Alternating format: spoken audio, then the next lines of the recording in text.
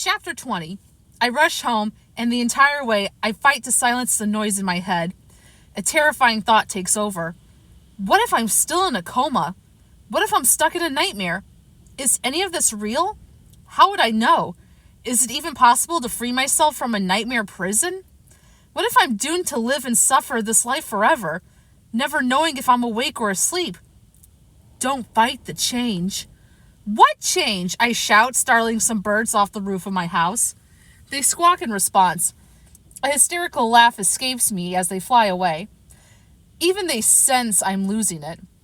I quickly hop up my front porch steps and fling open the door. The moment I step inside, I know something is wrong. In the living room, Dad sits beside Mom on the couch. Sadie stands near the oversized blue chair, her fingers clenching the backrest. All three of them are staring at me, and it's clear they've been waiting for me to arrive home. Shane, Dad says, his arms crossed. I swallow hard. Hi. We need to talk, says Mom. I flinch hard at the tone of her voice. They know. Somehow they already know what happened at practice. On shaky legs, I make my way across the room and sit in the chair facing them. Your principal called, Mom says, her gaze roaming over my face as if she doesn't recognize me. Oh? I shift uneasily in my seat. Oh? Dad leans forward, his elbows resting on his knees. That's all you have to say? Fighting, Shane? Mom says, shaking her head with disappointment. And with Travis? He's one of your teammates. The worst one. And he deserved it, I blurted out. Mom shoots a glance in Dad's direction. A muscle jerks in his cheek as he glares at me. I cross my arms. I said what I said, and I'm not taking it back. They don't understand how Travis treats me. Can I explain my side? Does it matter that I didn't start the fight? I say defensively. Your coach mentioned that, but this is not like you, Mom says. You're worrying us, baby. I glance at the floor and take a moment to gather my thoughts. I start to reach for the coin, but catch myself. I clutch my knees and exhale a deep breath. He's been bothering me since I returned to practice. That's not good enough, Dad says. I don't care what Travis said or did. You don't solve problems with your fists.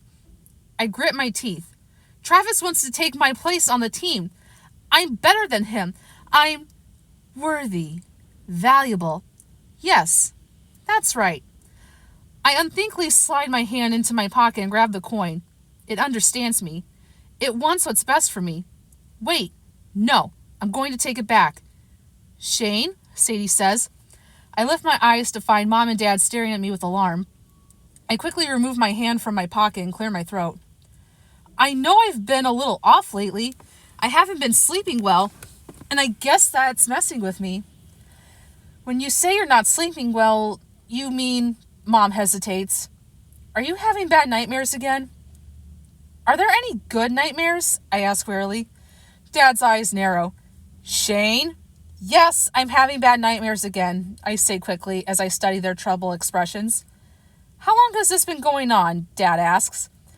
I rub my damp palms over my jeans. A few days, but it's fine. I have it under control. Mom frowns. You have it under control? What does that mean? The coin warms my pocket. It means there's nothing to worry about. Did you know? Dad asked Sadie. It's a rhetorical question because he knows she had to know something. Sadie bites her bottom lip. Yeah, I knew he was having nightmares. I asked her not to tell you, I say as frustration boils within me. She should have told us anyway, Mom says, her mouth pinched. Sadie winces, her shoulders slumped. That's not fair! I jump to my feet. Sometimes I don't want to talk to y'all about stuff. I need to work it out by myself. Dad sighs. We understand that. But if this involves something serious, like your health, you need to come to us. I meet his frustrated gaze as I sit back down. If you're going to be mad at someone, be mad at me. Leave Sadie out of it. Dad's eyebrows leap up his forehead. I'm aware that my tone borders on disrespectful. He will not allow that. It's not me, but it is. I rest my hand over my pocket, feeling the outline of the coin warm against my leg. Outside of the corner of my eye, I notice Sadie watching my movements. Shane, your father and I appreciate that you and Sadie are so close, says Mom. But you also need to feel comfortable coming to us for anything. I sigh loudly. The sound more like a growl. I do feel comfortable coming to you if I have a serious problem. Not sleeping and bad nightmares again aren't serious problems? Dad asks, incredulous. I sleep, just not well and not the entire night. I don't see what the big deal is. My hands curl around my knees, and I press my legs down to stop them from balancing. It is so hard to keep still. I don't want to be here. Mom and Dad exchange another look. I glance away and stare at the knotted laces on my basketball sneakers. They're double-tied and fraying at the edges. I need some new ones. Maybe I should buy some when we go to the mall. That probably won't give me enough time to break them in before the next game, but a faint sound tickles my ear. Whistling. My chest tightens as the volume increases. My gaze slowly turns towards the living room doorway. The floor squeaks as a long shadow is cast down the hallway, just outside the room. I slowly stand, my heart racing. The shadow approaches, growing bigger. Shane? My mom says. My eyes jerk to my parents, who are watching me cautiously. What? Sadie gasps. Dad jumps to his feet. You do not raise your voice in this house. What's gotten into you? Sorry, I glance back toward the doorway. The whistling has stopped. There's no shadow. I shake off the unease tightening to my shoulders. Sorry, I thought I heard something. I turn to my mom. Yes, ma'am? You were whistling, Mom says with concern. I was? No. I heard... It wasn't me, was it? Are you sure? Mom turns to Dad. I'm canceling my trip. No, you have to go, I say. This is why I didn't say anything. I knew you'd make a big deal. I'm fine. I turn to my sister. Sadie, tell them. She opens her mouth, but nothing comes out. Sadie? She remains silent. My eyes narrow. Traitor! Dad approaches me carefully like I'm a dangerous animal. He places his hands on my shoulders. I lock my legs so I don't move away from his touch. I don't like how he's looking at me. There's too much sadness. Son, we're worried. After what we went through with the accident, After what we went through, I explode. I was the one in the coma for a month. I hit my chest with my fist. I was the one in pain all the time, who suffered. I point to my head. I'm the one permanently scarred. How is this about all of you? Sadie's head jerks back from my tone. Mom and Dad gasp. My chest rises and falls heavily from my outburst. Sweat trickles down the side of my forehead into my eyes. They sting. I suck in several deep breaths. Why is it so hot in here? Do you have the heat up too high? I tug at my shirt and fan myself. My sister and parents gawk at me. I hate the expressions on their faces. Worry, fear, confusion. Don't look at me like that. Nothing is wrong with me, I say fiercely. You sure about that? Dad says, eyeing me cautiously. You can't seem to control yourself. I'm in control. Breathe. Inhale. Exhale. I move to the doorway and peek out into the hallway. It's quiet. Empty. No one there. Just my imagination. I'm fine. Shane, what are you looking for? Sadie asks. I spin around. I'm not sure why I need to apologize. It feels like I'm being attacked. Attacked? Mom asks. Yeah, I come home and y'all are sitting here all together. It's like I'm being triple teamed. I'm on defense with my own family. That's kind of messed up. My parents exchanged a troubled look. I point at them. See? You're looking at each other and silently talking about me and passing secret messages. You're being paranoid, says Sadie. My muscle ticks in my jaw. I'm not paranoid. Mom's eyes brighten with tears. Shane, baby, what is going on? We want to help you. You can talk to us. I fight not to roll my eyes. They have no idea how much I don't tell them. Can't tell them. They want me to be pre-accident Shane. I'm not him anymore. I'm different now. I'm talking to you. You're just not listening to me. I'm fine. Mom turns to Dad. I think we need to schedule an appointment with his doctor. He's having the same issues he had in the hospital and when he first came home.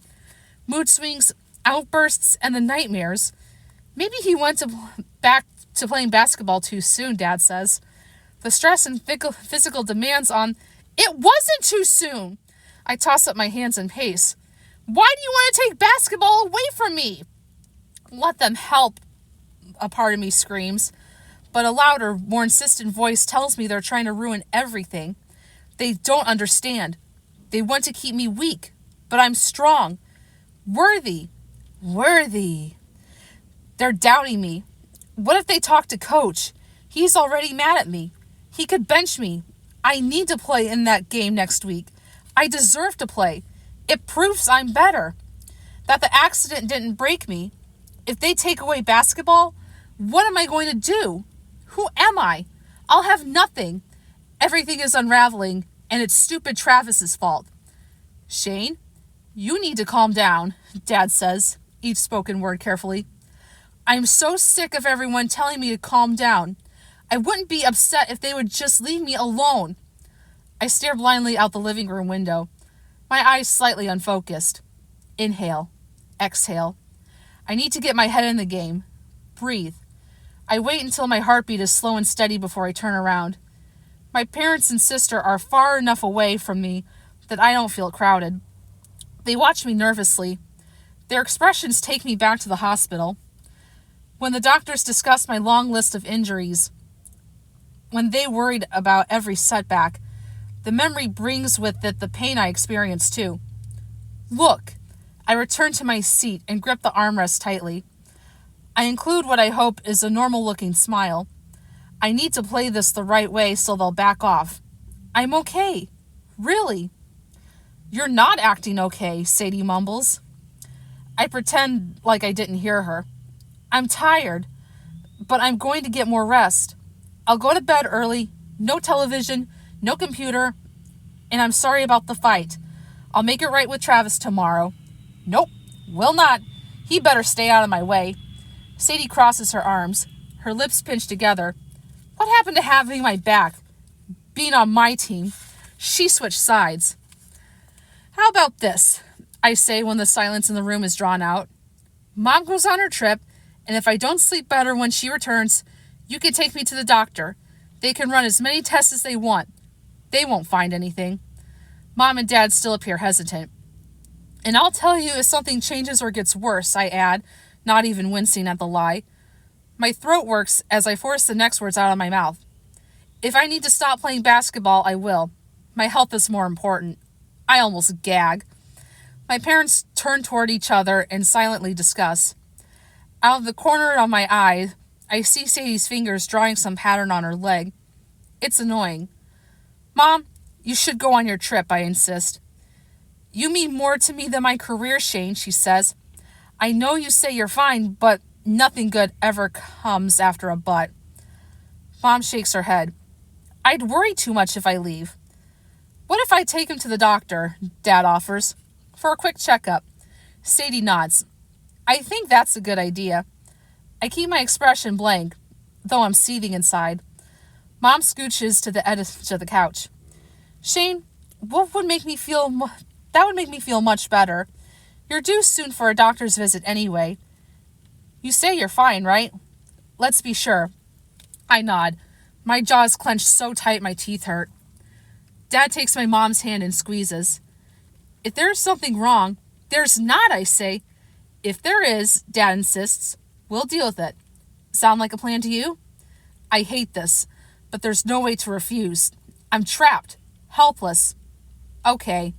It's not like the doctors will find anything anyway. My body's not the problem. My family looks relieved, but I'm annoyed. The hospital is the last place I want to be. I've had enough of that place. When I left the last time, I hoped never to return. From this moment on, I need you to talk to us, Shane, Dad says, his voice firm. He's not playing around. We don't keep secrets in this family. I reach into my pocket and grasp the coin. I hear you. We mean it, Shane. Mom looks looks me directly in the eye to show she's very serious. No more secrets. I force myself not to look away. No more secrets. Mom and Dad glance at Sadie. That goes for you too, Mom says to her. She nods, her eyes darting to me before she looks away again. Sadie, we understand you want to protect your brother, but sometimes that means protecting him from himself, Dad says. If you're worried, come to us. Don't feel like you need to take care of him by yourself. We're the parents. I can take care of myself. Sadie is not my keeper. So we're good, I ask? I want to get out of here. Mom, you're going on your trip, right? She sighs. It's loud and long. Yes, but call me after your doctor's appointment. I'll come right home if you need me. I nod and hope I look like I have it all together. Dad, you're in charge while Mom is gone, I joke, trying to break the tension. I hope you can keep us alive. Mom groans. Don't stress me out. Dad laughs. Babe, we'll be fine. He glances at his watch. And we better get going if you're going to make your flight now. Okay. Mom points her finger at me. Shane, no basketball tonight. I want you to eat dinner, do your homework, and go right to bed. Got it? I need that practice time. How else can I prove to Coach that he needs me? Yes, ma'am. She pulls me into a tight hug. We love you, baby, and want you to be okay. There will always be basketball. You're irreplaceable. I let Mom hold me, even as I dismiss her words. There's no me without basketball. They don't get that. If they did, they wouldn't be trying to take it from me. Over Mom's shoulder, my eyes meet Sadie's intense, knowing gaze. Her fingers continue to roam over her leg. Is she drawing out a plan for her next attack? My eyes narrow as I watch her movements. Mom and Dad may be relieved that I agreed to go to the doctor for a checkup. I'll be able to convince them I'm okay, that the crisis is averted, but Sadie thinks differently. I'll have to guard against her. She's a problem. Well, I certainly am glad that Shane's parents are now aware that he might have some problems. Join me for the next chapter.